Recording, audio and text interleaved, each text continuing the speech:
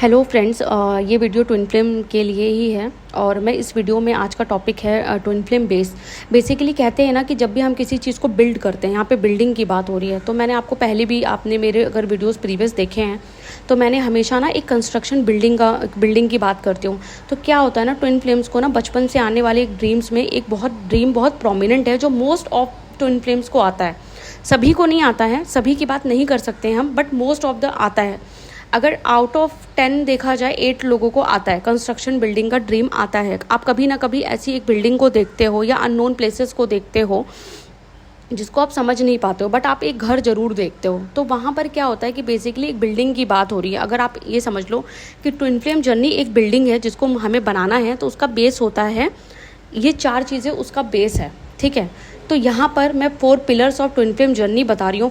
Twin flame journey के 4 pillars हैं जो हमें यूनियन तक लेके जाते हैं। यूनियन हमारा घर है, बिल्डिंग है बेसिकली, और ये जो है उसका एक पिलर है। फिर से समझिए, ट्विन फ्लेम जर्नी के 4 बेसेस होते हैं, 4 बेस होते हैं, ये 4 पिलर्स हैं। और इन 4 पिलर्स को बनाकर मिलता है हमें यूनियन, और यूनियन जो होती है हमारी बिल्डिंग होती है, राइट। ये 4 पिलर्स हैं हमारी यूनियन तक जो हमें लेके जाएंगे। एक यूनियन का जो हमें घर बना के देंगे ना, जिसमें मैं अपने डीएम के साथ रहूँगी, वो जो यूनियन होगा हमारा, वो इन 4 पिलर्स पे डिपेंडेंट करता है, मतलब बेस पर होता है, उसका बेस है ये।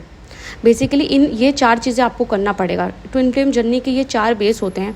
ये वीडियो कहीं से कॉपी पेस्ट नहीं है। और मैं आपको बता दूं कि जब मैंने अपना इनर वर्क किया था तो भी मैंने इस तरह का कोई कॉन्सेप्ट बिल्डअप नहीं किया था, क्योंकि खुद के साथ काम करना ज़्यादा ईजी होता है। खुद को समझा कर आधे घंटे में मैं सो जाया करती थी, तो इतना प्रॉब्लमेटिक नहीं होता था मेरे लिए। लेकिन अभी ज़्यादा प्रॉब्लमेटिक होता है, क्योंकि एक रिस्पॉन्सिबिलिटी है ट्विन फ्लेम जर्नी में। टीएफ कोच बनना एक बहुत बड़ी रिस्पॉन्सिबिलिटी होती है। और दूसरा चीज़ में फ्रेंड्स आपको एक चीज़ क्लियर करना चाहती हूँ। मेरा जो ये ट्विन फ्लेम का जो ये चैनल है ना, मैंने बहुत टाइम बाद डिसाइड करा था कि मैं अभी as a TF coach YouTube पर आऊँगी, क्योंकि मैं कभी भी नहीं चाहती थी कि मेरे यूट्यूब पर ऐसा कोई कंटेंट आए जिससे लोगों को हार्म पहुँचे, या यूट्यूब का कंटेंट एक्यूरेट नहीं है, एक्यूरेसी नहीं है उसके अंदर। तो ये मैं ना अपनी कहानी नहीं सुना रही होती हूँ। यहाँ पर बेसिकली क्या होता है, मैं अपनी कहानी भी सुनाती हूँ, बट ऐसा नहीं है कि ये पूरा चैनल मेरी ही कहानी पर बेस है या मेरे एक्सपीरियंस पे बेस है। नहीं, ये मेरे स्टडी पे बेस है बेसिकली, क्योंकि मैं बुक लिख रही हूँ, तो उसके लिए मेरे को स्टडी चाहिए, वो भी डीप नॉलेज की स्टडी के बाद मैं ये बनाती हूँ। तो इस तरह के जो कॉन्सेप्ट है ना, ये जो आज मैं आप कॉन्सेप्ट लेकर आई हूँ, ये कहीं से कोई कॉपी पेस्ट नहीं है। ये मैंने सिर्फ आपको इजी समझाने के लिए एक मेथड क्रिएट किया है, मतलब अंडरस्टैंडिंग के लिए, आपकी बेटर अंडरस्टैंडिंग के लिए। क्योंकि मैं आपको बताती हूँ कि जब मेरे पास क्लाइंट्स बहुत ज़्यादा आए अभी लास्ट मंथ में, तो इसमें क्या हुआ कि मैंने एक चीज़ देखा कि जो भी मेरे पास क्लाइंट्स आ रहे हैं ना, उनके पास इन चारों में से कोई एक पिलर होता है। बेसिकली कुछ क्लाइंट ऐसे होते हैं जिनके पास इसमें से एक भी पिलर नहीं होता, तो उनको हम कहते हैं जीरो बोलते हैं, मैं उनको जीरो क्लाइंट बोलती हूँ। कुछ क्लाइंट्स ऐसे होते हैं जिनमें इन चारों पिलर्स में से कोई एक पिलर होता है, किसी के पास 2 होता है, तो भाई जिसके पास 2 होगा उसका कम टाइम में मैं उसका इनर वर्क करा दूंगी, कम टाइम में उसका यूनियन हो जाएगा। तो बेसिकली पहला जो बेस होता है, जो पहला पिलर होता है हमारी बिल्डिंग का, हमारी यूनियन की बिल्डिंग का, वो होता है डिवाइन से कनेक्शन। अब मैं अपनी अगर बात करूं तो मेरा डिवाइन से कनेक्शन इतना स्ट्रांग नहीं था, लेकिन मेरा सेपरेशन था मेरे हाथ में, क्योंकि अवेकनिंग से पहले ही मेरा 1.5 ईयर्स का सेपरेशन हो गया था। तो मेरे हाथ में क्या था, सेपरेशन था। अभी क्या हुआ कि डिवाइन कनेक्शन मेरा वीक था, तो मैंने कहाँ काम किया, डिवाइन कनेक्शन पे काम किया, फिर मैंने इनर वर्क किया, फिर मैंने सरेंडर कर दिया। तो अभी आपको ये चारों ही खानों को पकड़ना पड़ेगा, चारों ही पिलर्स को रखना पड़ेगा, तभी तो आप उसके ऊपर छत रखोगे, तभी तो वो बिल्डिंग बनेगी। तो बेसिकली आपको क्या करना है, पहला बेस है इसका डिवाइन कनेक्शन, दूसरा है आपका इनर वर्क, तीसरा है सेपरेशन, और चौथा है सरेंडर। सरेंडर हमेशा सरेंडर ही चौथा ही रहेगा, बिकॉज आपको सरेंडर करने से पहले आपको डिवाइन से कनेक्शन बनाना पड़ेगा, आपको इनर वर्क करना पड़ेगा, आपको सेपरेशन क्रिएट करना पड़ेगा, उसके बाद ही आप सरेंडर कर सकते हो। तो सरेंडर का स्टेज हमेशा 4th होता है। अब कोई जो मेरे पास आया है, हो सकता है उसका पहले से सेपरेशन हो और डिवाइन कनेक्शन ना हो और इनर वर्क ना हो, ठीक है, ये 3 आपस में चेंज हो सकते हैं, बट जो सरेंडर है वो हमेशा 4th ही होता है, वो 4th पिलर ही होता है।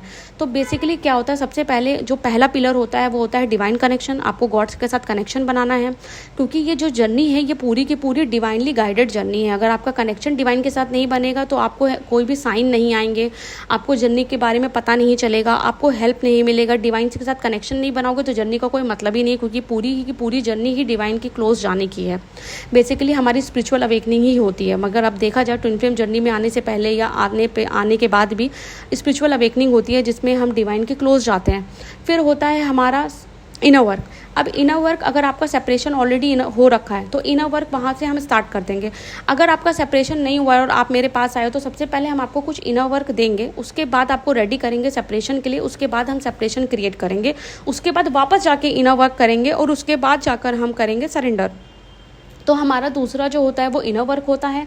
उसके बाद इसका जो तीसरा पिलर होता है फ्रेंड्स वो होता है सेपरेशन। सेपरेशन बहुत ज़रूरी है क्योंकि अगर आप सेपरेशन के ही स्टेज पे आपका इनर वर्क इम्पैक्ट डालता है। सेपरेशन के ही स्टेज पर आपका जो इनर वर्क है रिजल्ट देता है। अगर आपने सेपरेशन नहीं किया है, आप रनर चेजर फेज पर हो, आप प्रीवियस वीडियोस देखो, आप समझो, आपका कॉन्सेप्ट वहाँ पे क्लियर होगा। उसके बाद आप आकर ये वीडियो देखो तो आपको थोड़ा कॉन्सेप्ट समझ में आएगा। तो अगर आप सेपरेशन क्रिएट करना भी बहुत इंपॉर्टेंट है। Why separation is needed? Because आपका ये चौथा पिलर है। आप इस पिलर को अगर नहीं रखोगे तो घर बनेगा कैसे, यूनियन तक आप पहुँचोगे कैसे? फिर आपका होता है चौथा सरेंडर। सरेंडर करने के बाद सारी की सारी जर्नी हम वापस डिवाइन को दे देते हैं। मतलब अभी हमने सरेंडर किया, हमने डिवाइन को दे दिया, जर्नी को वापस हमने डिवाइन को दे दिया। देखिए अब फिर से समझिए, जब हम अवेकन नहीं होते हैं तब तक तो डिवाइन ही हमें इस जर्नी में आगे बढ़ाते हैं ना। रनर चेजर फेज से लेकर अवेकनिंग तक, फुल्ली अवेकन तक तो डिवाइन हमें इस जर्नी में लाते हैं।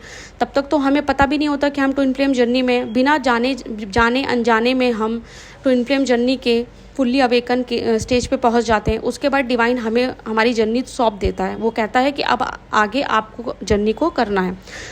फुल्ली अवेकन करने के बाद डिवाइन हमको जर्नी को होल्ड जो होता है, हमारी जो जर्नी का जो हमें पावर होता है वो दे देता है हमें वापस, और बोलता है कि अब इस जर्नी को आप ड्राइव करो, मतलब अब इस जर्नी को आप आगे बढ़ाओ।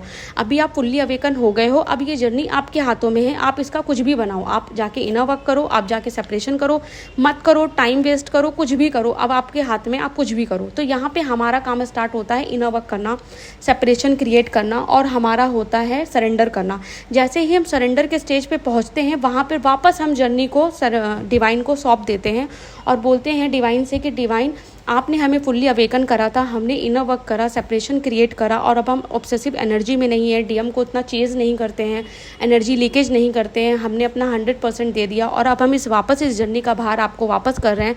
अब इसके आगे जो है आप डिसाइड करो कि आप यूनियन तक लेके जाओगे या नहीं। तो सरेंडर का जो स्टेज होता है वो हमेशा फोर्थ होता है, और इसी स्टेज के बाद हम जर्नी को वापस डिवाइन के हाथों में छोड़ देते हैं, ताकि वो उसके बाद डिवाइन हमें यूनियन तक लेके जाता है डिवाइन टाइमिंग पे। और वो हमें किस बेस पे ले जाता है? हमारे इनर वर्क को देख के, हमारा सेपरेशन देख के, हमारी व्हील पावर को देख के, हमारे प्यार करने की एक शिद्दत होता है ना, एक रूहानी जो प्यार होता है, उसको देखकर हमें जो है वापस यूनियन तक लेके जाता है। तो सरेंडर के बाद से यूनियन तक का जो भार होता है वो डिवाइन के हाथों में 80% होता है, हमारा 20% होता है। हम कंटिन्यू इनर वर्क करते हैं, सोल पर्पस करते हैं, अपने आप को इम्प्रूव करते हैं, असेंड करते हैं, बट क्या होता है 80% हम सरेंडर कर देते हैं जर्नी को। लेकिन अगर आपने इनर वर्क नहीं किया है और आपने सरेंडर कर दिया तो सरेंडर उसको डिवाइन मानते ही नहीं, ना ही वो सरेंडर होता है। तो उसमें क्या होता है, सरेंडर के बाद हम क्या करते हैं, डिवाइन टाइमिंग का वेट करते हैं, मतलब डिवाइन टाइमिंग का आने का वेट करते हैं, और बेसिकली हम अपना यहाँ पे सोल पर्पस कर रहे होते हैं, अपने ऊपर फोकस कर रहे होते हैं, ग्रोथ कर रहे होते हैं, और जो है इस जर्नी को बिल्कुल सरेंडर कर देते हैं डिवाइन पर। अब डिवाइन के ऊपर है वो हमें 3D मैरिज दे, हारमोनियस दे, या हमें डिले करके दे। जब उसे लगेगा कि हम रेडी हैं यूनियन के लिए तो वो हमें दे देगा। तो ये हमारा फेथ होता है डिवाइन पर। प्लीज़ इस कॉन्सेप्ट को समझो, क्योंकि ये कॉन्सेप्ट इतना ईजी नहीं है। मेरे लिए ईजी है क्योंकि ये मैंने खुद ही बनाया, मेरे घर का है, तो मेरे लिए तो ईजी ही है। बट क्या है कि अगर ये कहीं से कॉपी पेस्ट होता तो शायद मुझे भी टाइम लगता समझाने में। तो अभी क्या है ना कि इस वीडियो को दोबारा देखो, समझो, और नहीं समझ में आता है तो कुछ कमेंट करके क्वेरी ड्रॉप करो, मैं नेक्स्ट वीडियो में कवर अप करूँगी। Thank you friends.